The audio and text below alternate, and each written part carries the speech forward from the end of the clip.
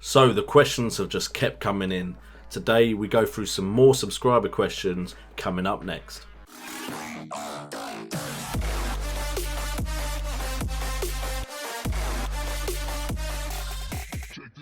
What's up guys, and welcome to JNO United, bringing the best in football news, entertainment and games. And today we're going over subscriber questions yet again. You've sent me loads of them.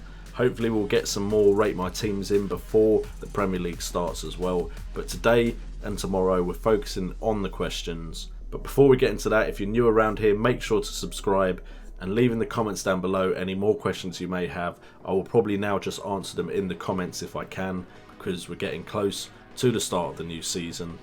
And let's get on to the questions.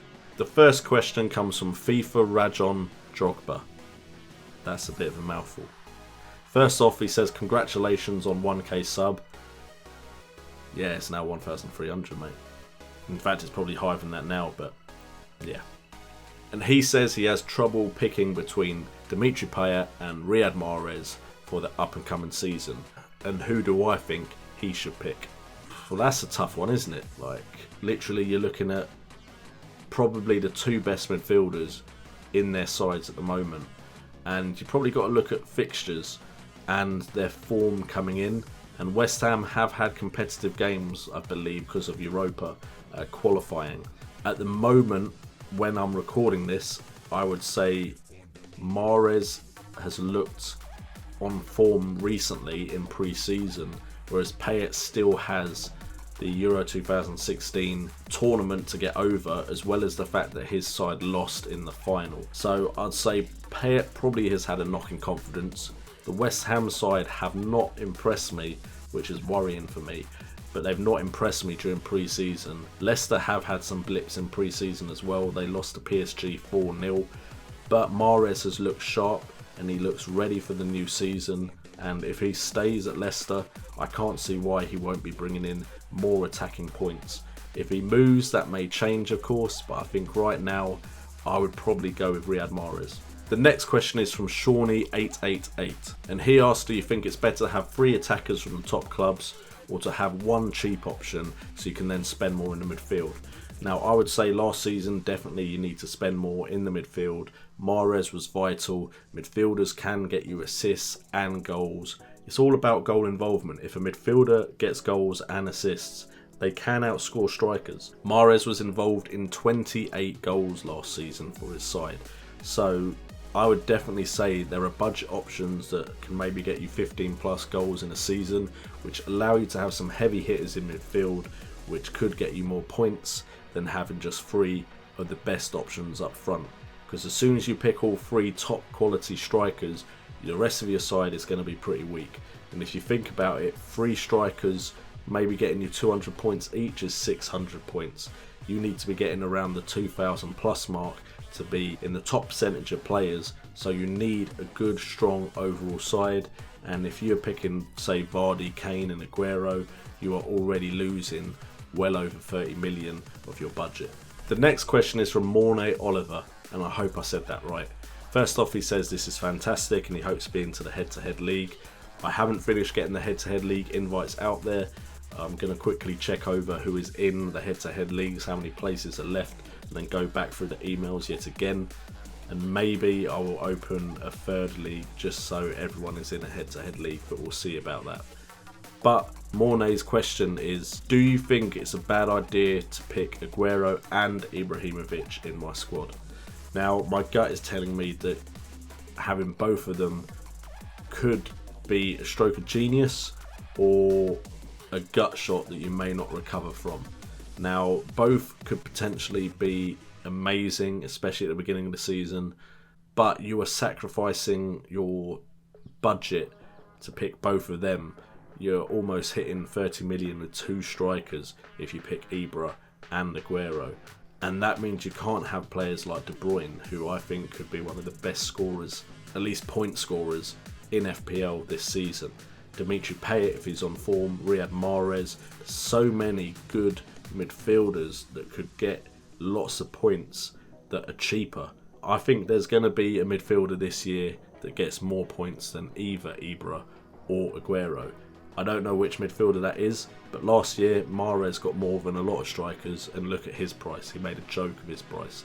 So I would say my gut is telling me it would be a mistake.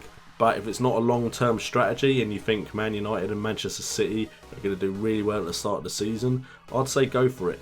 You can always use a wild card, make a more balanced side later, and then be laughing because you've got all the points that Ibra and Aguero got early on in the season. Charlie Harper asks a very similar question about budget, and he asks, is it worth having 2 budget strikers so you can have a strong midfield, or pick a mid-price striker and sacrifice one of those top midfielders in your side to make up your budget? Now, again, it's all your instinct. If you really think those budget strikers are going to have a good enough start to the season, or a good enough prolonged part of the season, that you can get more points, and if you've watched my VORP video, this is where that strategy comes in. If you think 2 budget strikers and a premium price midfielder are going to get you more points than a mid-price striker, a budget striker, and a mid-price midfielder, then you should definitely go for that option. Now, of course, it doesn't work strictly like that for the whole season. You have to keep chopping and changing it and getting the best players in at the best times to get the most points.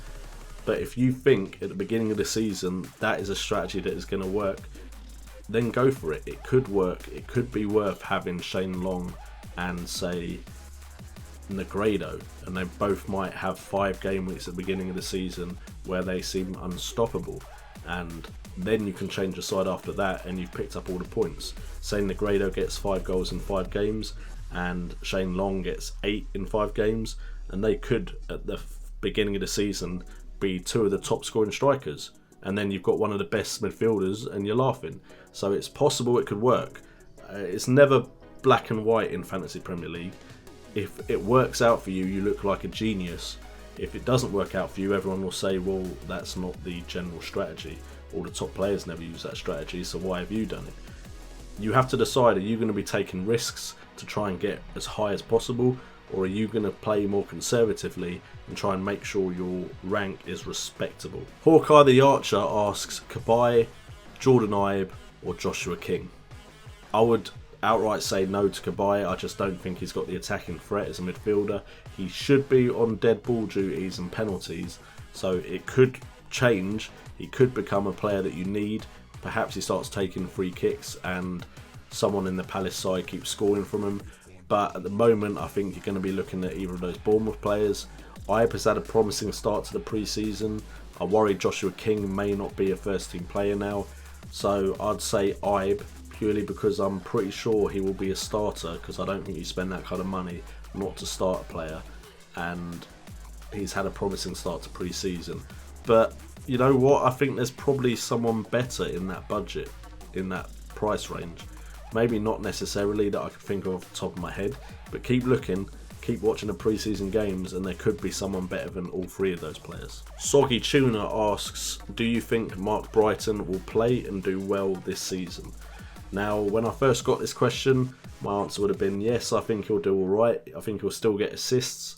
I think he's a very good crosser of the ball, an early crosser of the ball, and also I don't see that side changing that much as far as going forward. But they have just recently agreed a fee for a Polish midfielder. Can't remember his name, but I believe it's around the 7.5 million mark. If he's a starter, then I believe he's in the same kind of position as Michael Brighton, which means Michael Brighton won't be a starter. There may be rotation. So I don't know now, and I probably won't know until a few games have been played in the season. So I wish I could answer your question better, but I'm not sure anymore with the signing that Leicester City seem to be making that Michael Brighton will be playing, and if he's not playing, he can't do well. And the last question of the day comes from James Mitchell, and he says, would you take out Payet and put in Christian Eriksen to free up £1 million, then take out Aguero and put in Zlatan, which would then get you 2.5 million in total, and then if you would do all of that, would you take out Deeney and use that money to get a stronger striker? Wow, that's an in-depth question, isn't it? Now, again, it's time of the season. Form, fixtures all play into account. If you're talking about at the beginning, Zlatan may be a better option than Aguero. Eriksen may be a better option than Payet. Do I think over the entire season that will be the case? No, I think Aguero will be the better striker this season. I think Payet will be the better midfield option than Eriksen this season, and I think that's reflected in their prices. Troy Deeney is a good, safe option as far as strikers go at Watford. If you are saving that money up and you think overall having Zlatan and 2 mid-price strikers are going to do better than Troy Deeney and Aguero and whoever your mid-price striker is, then go for it. Again, I'm not saying outright yes or no because you never know. Having Aguero and Zlatan might be the master move that a lot of people make, and then those of us that don't make it will regret it. But right now, I'd say at the beginning of the season, yeah, it's very possible that that's a good move. I think Eriksen could outscore Payet early on in the season. I think Zlatan could outscore Aguero early on in the season. But I think as the season goes on, Payet and Aguero will be higher scorers than either of those 2 players. And I think Troy Deeney will be good for at least goal involvement wise. I think he'll be involved in at least 20 goals this season. So he's a safe option, and I will never say anything bad about having Troy Deeney in your side because I think he will be consistently good at Watford in that formation. Anyway guys, that was the last question for today. Thank you so much for tuning in. As always, I've been JNO, you've been awesome, and remember, it's all about the game.